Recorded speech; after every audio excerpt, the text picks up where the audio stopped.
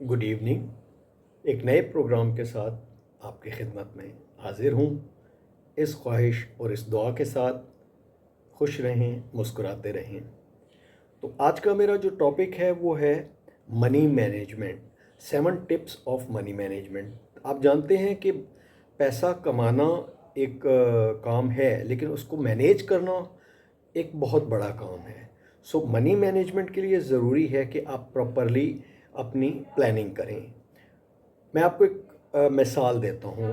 अगर मैं आपसे ये कहूँ कि आपकी इनकम 50,000 रुपीज़ है और आपका आपका एक्सपेंस है वो 30,000 रुपीज़ है, और मैं आपसे पूछूं कि आप क्या सेव करते हैं, तो आपका जवाब होगा 20,000 रुपये। जबकि ऐसा नहीं है।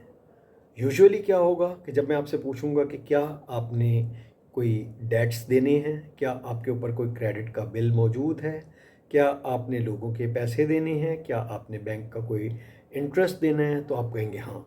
और जब आप उसको उसमें से लेस करेंगे तो फिर पता ये चलेगा कि आप 20,000 प्लस में नहीं बल्कि 50,000 माइनस में जा रहे हैं।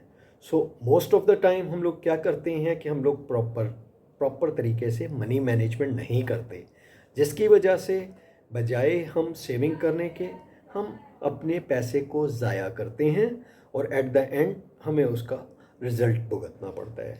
सो आज मैं आपसे 7 पॉइंट्स डिस्कस करता हूँ। तो इसमें पहला पॉइंट जो है वो है ट्रैक योर एक्सपेंसेस। देखिए, हमेशा अपने एक्सपेंसेस को ट्रैक करें, हमेशा अपने एक्सपेंसेस का हिसाब रखें। होता क्या है कि हम लोग अक्सर व बेशतर ये कहते हैं कि क्रेडिट कार्ड ले लो। भाई, क्रेडिट कार्ड लेने से तो हमें क्या प्रॉब्लम है, ये तो हमने बैंक को ही देना है ना, तो नेक्स्ट टाइम हम नेक्स्ट मंथ में इसकी पे कर देंगे। नेक्स्ट मंथ में हम अगर किसी भी सूरत में उसको पे नहीं कर पाते तो हमारे ऊपर उसका इंटरेस्ट लग जाता है, एंड देन हम कहते हैं कि यार इसकी इंस्टॉलमेंट करा लो, आराम से देते रहेंगे। आप थोड़ी देर के लिए सोचें कि किसी स्टेज पे आपकी इनकम कम हो जाए या रुक जाए, तो ये डेट आपको कितना ज़्यादा परेशान करेगा। So always track your expenses. दूसरी चीज़ जो है, दूसरा पॉइंट जो मेरा है वो है बोरोइंग्स। क्योंकि बोरोइंग बेसिकली जो होती है वो डबल एज सॉर्ड होती है। ये आपकी दो धारी तलवार होती है जो आपकी सेविंग को, आपके पैसे को बुरी तरह से काटती है। उसकी बड़ी आसान मिसाल ये है कि नॉर्मली आप बैंक से लोन ले लेते हैं, क्योंकि बैंक का तो काम ही है, बैंक एडवर्टाइज करता है, बैंक मार्केटिंग करता है, और बैंक आपको कहता है कि आप लोन लें, आपका क्रेडिट कार्ड बनवाएं, उसमें आपको पॉइंट्स मिलेंगे, उसमें आपको ये बेनिफिट होगा, उसमें आपको वो बेनिफिट होगा, and at the end bank loser नहीं होता, लूज़र आप होते हैं। क्यों? कि आप वो चीज़ें परचेज़ कर रहे होते हैं जो आपको ज़रूरत भी नहीं होती। सो हमेशा याद रखें कि बोरोइंग आपने किसी सूरत में नहीं करनी। Avoid the borrowing. अब बोरोइंग के ऊपर मैं आपको एक छोटी सी एक मिसाल पेश करता हूँ कि 4 दोस्त अपने एक दोस्त के पास गए जो बड़ा अमीर आदमी था, और उससे उन्होंने कहा कि हमें आपसे थोड़ी सी बोरोइंग करनी है। तो पहले दोस्त ने कहा कि भाई मुझे, उसने कहा ओके, मैं तुम्हें इंटरेस्ट के ऊपर पैसा दे दूंगा, बट मुझे ये तो बताओ कि तुम्हें पैसा क्यों चाहिए। तो उसने कहा कि देखें, मुझे तो इसलिए चाहिए कि मुझे एक अच्छी सी कार लेनी है, और मेरी अच्छी इनकम है, मेरी एक रेगुलर इनकम चल रही है, तो मैं इजीली उसको पे कर पाऊंगा। तो उसने कहा ओके।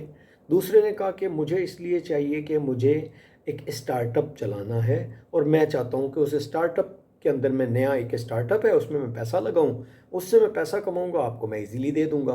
तीसरे ने कहा कि मैं स्टॉक मार्केट में इन्वेस्ट करना चाहता हूँ, स्टॉक मार्केट में मैं इन्वेस्ट करूँगा और उससे प्रॉफिट कमा के इजीली आपको इंटरेस्ट भी दे दूँगा, आपकी रकम भी दे दूँगा। चौथा बंदा जो था उसने कहा कि मेरे पास अपना ऑलरेडी एक सेट बिजनेस है, उस बिज़नेस के ऊपर मैं एक नया प्रोजेक्ट लगाऊंगा, एक नई प्रोडक्ट निकालूंगा और उसमें मैं इन्वेस्टमेंट करूंगा। तो उसने उन चारों को पैसा दे दिया, इंटरेस्ट के ऊपर पैसा दे दिया।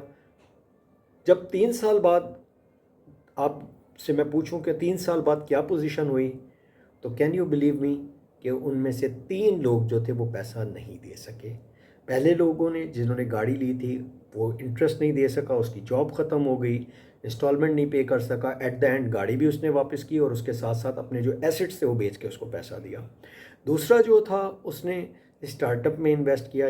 स्टार्टअप एक नया बिजनेस था, बड़ी अच्छी बात है, स्टार्टअप करना चाहिए, बट आपने इंटरेस्ट के ऊपर पैसा लिया, इंस्टेड ऑफ कि आप उसको इक्विटी देते, आपने पैसा इंटरेस्ट के ऊपर लिया, और रिज़ल्ट क्या हुआ कि आपको टाइम पे पेमेंट कर नहीं सके और आपका सारा अपना पैसा भी डूब गया। थर्ड जो है वो स्टॉक मार्केट में उसने इन्वेस्ट किया।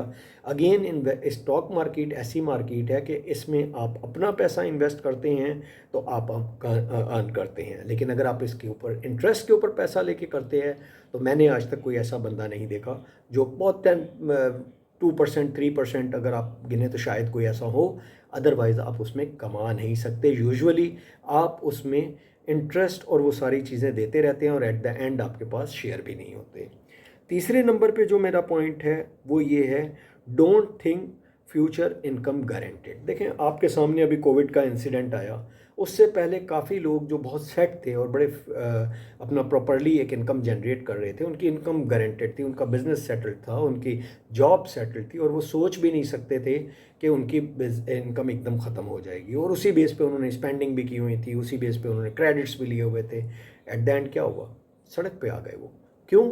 जस्ट बिकॉज कि उनके जहन में ये चीज़ थी कि हमेशा उनकी जो फ्यूचर इनकम है वो गारंटेड है, वो मिलती रहेगी। तो आप कभी ये ना सोचिए अपनी मनी मैनेजमेंट के प्लान को करते वक्त कि आपकी जो इनकम है वो हमेशा गारंटेड है कि फ्यूचर में भी वही रहेगी। इट मे बी डिक्लाइन, कम भी हो सकती है, ख़त्म भी हो सकती है। चौथे नंबर पे जो मेरा पॉइंट है वो है फाइनेंशियल प्रोटेक्शन। देखें, जब भी आप कोई एक अच्छा बिजनेस कर रहे हैं या एक इनकम जनरेट कर रहे हैं, एक सर्विस कर रहे हैं, तो कोशिश करें कि अपनी फैमिली को प्रोटेक्ट करने के लिए एक फाइनेंशियल प्रोटेक्शन ज़रूर लें। ख्वाह वो फाइनेंशियल प्रोटेक्शन तकाफुल की फॉर्म में हो, ख्वाह वो फाइनेंशियल प्रोटेक्शन इंश्योरेंस की फॉर्म में हो, ख्वाह वो फाइनेंशियल प्रोटेक्शन म्यूचुअल फंड की फॉर्म में हो, ताकि इन केस ऐसा कोई इंसिडेंट होता है जिसमें आप खुदा न खास्ता उस इनकम को अर्न करने के काबिल नहीं रहते या कोई आपके साथ हादसा हो जाता है, तो आपकी फैमिली को ना सिर्फ प्रोटेक्शन मिल सके बल्कि वो आपकी एक सोर्स ऑफ इनकम भी रेगुलरली चलती रहे। उसके साथ साथ अगर ऐसा कुछ नहीं होता तो ये एक एडेड एडवांटेज है कि फ्यूचर में जब आपकी ये मेच्योर हो जाएगी तो एक आपको एक रीज़नेबल अमाउंट इकट्ठी at the time of retirement मिल जाएगी।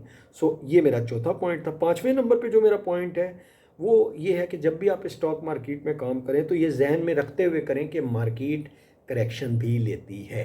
ऐसा नहीं होता कि मार्केट में हर आदमी कमा ही रहा हो और हमेशा कमा ही रहा हो। ये ज़रूर होता है कि मार्केट करेक्शन लेती है, उसमें कुछ लोग कमाते हैं और कुछ लोग उसमें लॉस करते हैं।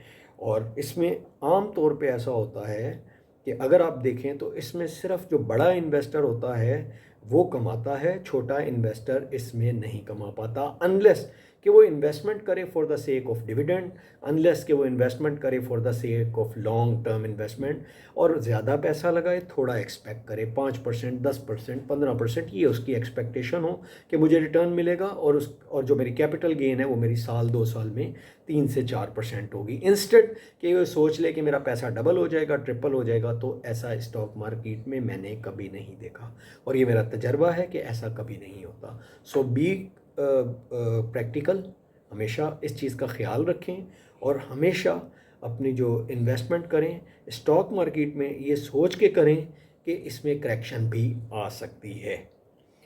छठे नंबर पे जो मेरा पॉइंट है वो है सेविंग और स्पेंडिंग।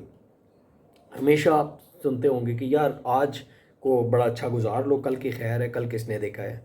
सो ये सबसे बड़ी बेवकूफ़ी है। देखें, इंसान जब इस दुनिया में था, जंगलों में था, तो उसके लिए सबसे बड़ा एक जो मोटो था वो ये था, खाना खाना और खाना। वो सिर्फ अपने खाने की अरेंजमेंट करता था, उसके अलावा कुछ नहीं करता था। और यही चीज़ इंसान और जानवर में उस वक्त कॉमन थी कि वो सिर्फ खाना खाने के लिए तलाश करता था, खाना खाता था और सारा दिन रात इसी फिक्र में रहता था कि मैंने अपना खाना कैसे पूरा करना है। एट द एंड क्या होता था कि उसके पास कोई टाइम नहीं बचता था जिसमें वो कुछ सोच सके, कुछ आगे बढ़ सके। और ये इनकलाब कब आया? 10,000 साल पहले, जब फर्स्ट टाइम नॉर्थ चाइना में एग्रीकल्चर शुरू हुआ। इंसान को पता चला कि वो अपना खाना सेव कर सकता है, उगा सकता है। और जब उसने अपने खाने को सेव करना शुरू किया, उसने एग्रीकल्चर करनी शुरू की, तो फिर वो दूसरे एस्पेक्ट्स को उसने चेक करना शुरू किया, क्योंकि अब उसके पास खाना सिर्फ वाहिद मकसद नहीं था।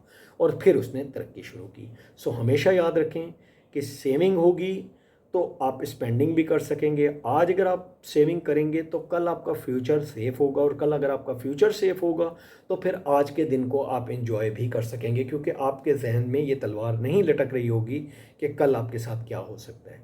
और अगर आप बग़ैर किसी प्लानिंग के, बग़ैर किसी मैनेजमेंट के सिर्फ स्पेंडिंग करते रहेंगे, सिर्फ खर्च करते रहेंगे, तो कल की तलवार हमेशा आपके सर पे लटकती रहेगी। आप आज को भी इंजॉय नहीं कर सकेंगे और कल का दिन अगर आता है और उसमें कोई प्रॉब्लम आती है तो आप उसको फेस भी नहीं कर सकते। Last but not the least, 7th point है कि अवॉइड स्टॉक मार्केट। देखें, स्टॉक मार्केट में मैं आपको गारंटी देता हूँ कि आप पैसा कमा सकते हैं, बट ये तब होगा जब आपके पास एक ह्यूज अमाउंट इन्वेस्ट करने की होगी, जब आपके पास एक ह्यूज एक्सपीरियंस होगा इन्वेस्ट करने का। अदरवाइज़ अगर आप छोटी सी इन्वेस्टमेंट से ये चाहेंगे कि उसको आप डबल कर लें, उसको ट्रिपल कर लें और उसको मल्टीप्लाई कर लें, सिर्फ ये सोच के कि सारे लोग कमा रहे हैं तो मैं भी कमा लूँगा, तो ऐसा होता नहीं है। इसी के साथ मैं आज का अपना प्रोग्राम अख्ताम पे ले जाता हूँ और आपसे अगेन मेरी वही दरख्वास्त है कि अगर मेरी आप बातें आपको पसंद आएँ, मेरी वीडियो आपको अच्छी लगे, तो प्लीज़ लाइक कीजिए, शेयर कीजिए और सीखते रहिए, लर्निंग करते रहिए मेरे साथ, वसीम के साथ, लर्निंग विद वसीम। अल्लाह हाफ़िज़।